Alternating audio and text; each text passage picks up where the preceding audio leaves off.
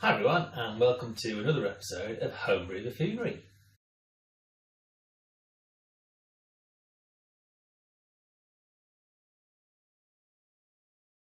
Okay, so tonight's beer, because it is night time, even though it is only 4:30 in the evening, is a German Altbier, which comes from Dusseldorf area, around there-ish, and it's proper old style, dark lagerish kind of beer. That is fermented warm but then conditioned cold. So I'm going to ferment it warm and condition it as coolly as I can upstairs in that there brewery on the floor and see how it goes. It's a pretty straightforward recipe really. It's 900 grams of Pilsner malt, 250 of Vienna, 50 of my Crystal 250, and then 50 grams of flaked wheat. Hops wise, I'm going to use 10 grams of SARS at 60 in the boil and 10 grams of SARS at 15 in the boil with a little bit of whale flock. Get it cooled down, USO fiver, stick her under the stairs in that there brewery, and Bob's your uncle. So let's get on to mashing. Okay, so we're at 66 degrees. I'm going to mash it a little bit lower, I think 64ish. So with the burner going, that'll hold temperature pretty well. So here's the Pilsner malt going in, and here is the other malt.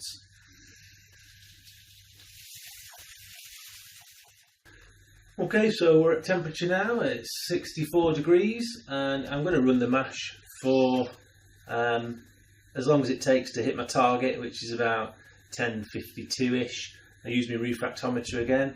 I'm not going to recirculate for the whole time of it as well. I'm not sticking strictly to a 60-minute mash temperature. Whatever I need to do to get to the 10:52ish original gravity. Okay, so we're about 25 minutes into the mash, and I'm already at 10:30 on my pre-boil, and the pre-boil gravity here is only 10:35. So I think I'm going to give it another 15 minutes, and I think we might be about there. But let's just have a quick look through some of the stats that I've got here on Brewer's Friend. Original gravity of 10:52, which is right at the top end of the style. Final gravity 10:09. ABV is 5.5, which is bang on the top of the range for style. IBUs are 31, which is bang in the middle more or less, well towards the low end maybe, and colours are 11, 12, which is at the low end of the style as well. It's meant to be a dark beer, and hopefully it's getting gradually darker, and hopefully the crystal malt will see to that. What else have we got? Hops wise, I'm mashing in actually. I've had to change the numbers. I'm mashing at 66, and see how we go from there. But otherwise, we're pretty much bang on, and we've got a good 35 or 40 minutes left in the mash. Okay, so we are now about 45 minutes into the mash, and in the last 25 minutes, it's only gone from 10:30 to 10:33, and my pump's starting to play up for some reason. I'm not sure why. So I just keep wiggling it, and it sort of sorts itself out, like it's getting jammed or something. I'm not sure. Maybe it pumps rubbish. So yeah, I've only got a really small efficiency there from in the last sort of 20 minutes. The majority of the efficiencies in the first 20, which is amazing, really. This is loose for some reason. There's getting air bubbles in it. I don't know why. It's blocked. I don't know what's the matter with it. But we'll keep plodding on. We're nearly at 10:35, which is what we want. Let's just open that up a little bit. Maybe that will make a difference. Right. I think the pump's a bit in the dust. That's full. That's full. There's hardly anything coming out of there. So let me just turn. Oh no. Interesting. There's something going on at the bottom of the pan there, I think. I might have to have a look into that. Maybe the ball valves jammed for some reason.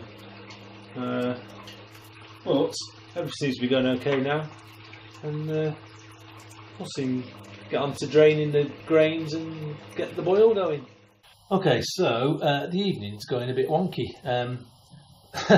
One of the sad things of my existence is that I can play musical instruments reasonably well. So I've been out for a guitar lesson, to give a guitar lesson. So what I did is I left once the mash had finished after 60 minutes, it was a bang on 10:35. I just left it, all the grain in the wort that was already there, and went out for an hour for me to give me guitar lesson. And I come back and the grain has gone to 10. The wort has gone to 10:37. So just getting on for the boil now. It's just coming up to the boil. Remember, I'm going to put in 10 grams of SARS at 60 minutes and 10 grams of SARS at 15 minutes, and that's all my SARS gone. I'll have to get another bag, and then I'm going to wheel flock it, cool it down, USO fiver, and I'm going to try and get as clean a wort as I can this time. I'm not quite sure how I'm going to do it yet, but that's my goal. You know, I'll see you in a mo with some hops. Okay, so we're at a boil now, as you can see, and first thing I'm going to do is drop in 10 grams of SARS. Might give it a bit of a stir actually, just to incorporate it a bit. There you go. If you want to bubble, that's fine. There'll be no bother there, and see you in about 45 minutes-ish for the next 10 grams and a bit of wheel flock.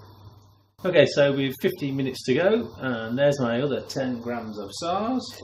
In they go.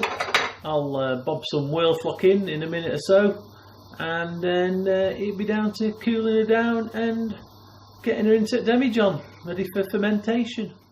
Okay, so it's been sitting down for about half an hour or so. So what I'm going to do is something really, really stupid, and I've just got my funnel in my demijohn.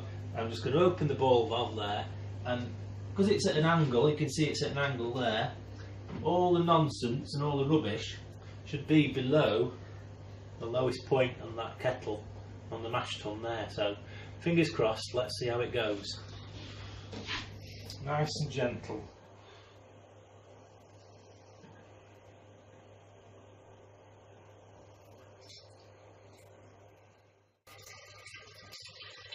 Right, well that's not worked at all, so oh well, never mind. Well actually it's cleaning up, you know, it might have worked a little bit. Okay, so that hasn't worked at all, so what I'm going to do is I'm going to put whatever's left in there into another demijohn. I'm going to wait for separate it out, and then I'm going to auto siphon what's left into there. But what's in there is not too bad, but yeah, I'm not doing it like that again, because that was a doofus thing to do. Well, that's not too bad. We'll get another demijohn and see how we go. So, like I said, that's the first runnings off the top of all the rubbish, and it's not too bad, it's reasonably clear. I've had cleaner, and that is all the rest of the rubbish, which I'm going to leave for another half hour, 45 minutes, and I'm going to auto siphon off the top into there, and then we'll pitch the yeast. It's turning into quite a long night.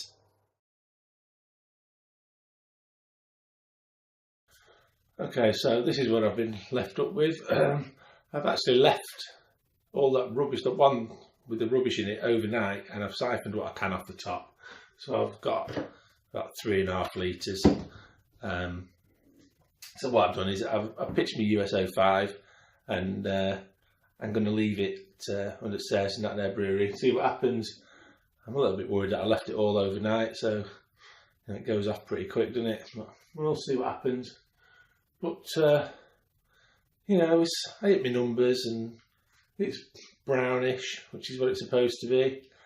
And well, give it a couple of weeks, we'll have a tasting and keep posted for that. So for now, it's ta-ra from that there brewery. And you know, you can like and you can subscribe, and why don't you go out and get a better transferring technique than I've got?